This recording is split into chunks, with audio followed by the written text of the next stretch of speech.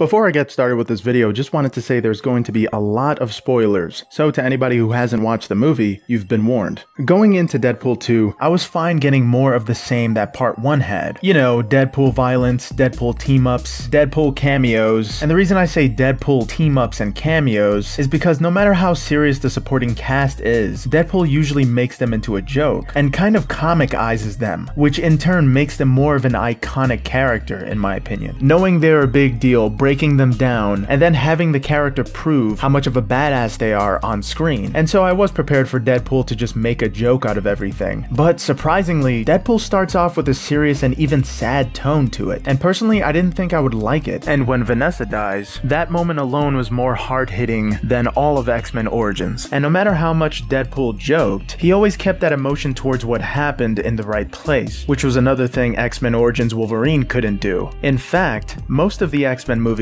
didn't quite represent their characters the way Deadpool colorfully represented Cable, Domino, and especially Juggernaut. I finally got to see the Juggernaut I've always wanted to see in the big screen. Granted, he was CGI, but Juggernaut is so massive, there's really no other way to portray him. And to speak for a lot of X-Men fans, for the most part, the original origin story for each X-Men isn't as incredible as the movie presents them. Most, if not all, are experiments or just random occurrences. In Deadpool 2, Cable's origin to track and kill the Kid, or Fire Fist, instead of feeling like Terminator 2, it kind of gave me the same vibes that Looper had, but more so than the origin and the reason for the movie's story. The better part of Deadpool 2 was the X-Force, or Deadpool, the X-Men, Domino, and Cable, and their teamwork. Like Deadpool said, it's a family film. Out of any dysfunctional X-Men character portrayed in X1 through 3, I felt more connected with the X-Force, more so than the X-Men we saw in the previous films, and especially Deadpool and Cable when they started working together. This was easily the most successful superpower team-up I've seen on screen, since a few weeks ago of course, but the close-to-the-ground action between Deadpool and Cable struck me more favorably than Infinity War did. It just felt more human and relatable to watch Deadpool punch a dude and then pass them to Cable so he can break their arm. It was more visceral and not scared to pull any punches, like Deadpool 1 and Deadpool 2 successfully proved that not only Deadpool as a character can be done right and successfully, but it seems like the X-Men also have a chance to be portrayed correctly as well, which was proven in this movie. And it seems like everything's gonna work out after this part, especially after that masterpiece of an after-credit scene, when Deadpool unf***s what Fox has f***ed. Once again, Ryan Reynolds is a hero for saving this character. And not only that, but it seems like he saved X-Men as well, fully acknowledging Logan, which wasn't exactly an X-Men movie. Deadpool 2 gathers up as many faces from Fox's precious X-Men. It's a fantastic movie. In my personal opinion, better than the first part, just for its scope and ambition. A lot of critics are saying the first part's better, but the second has Juggernaut. That alone is better in my eyes. And let me know what you guys think about Deadpool 2, and which part did you like better, the first or the second? Don't worry, you're not picking a parent. And thanks for watching. Have a good one.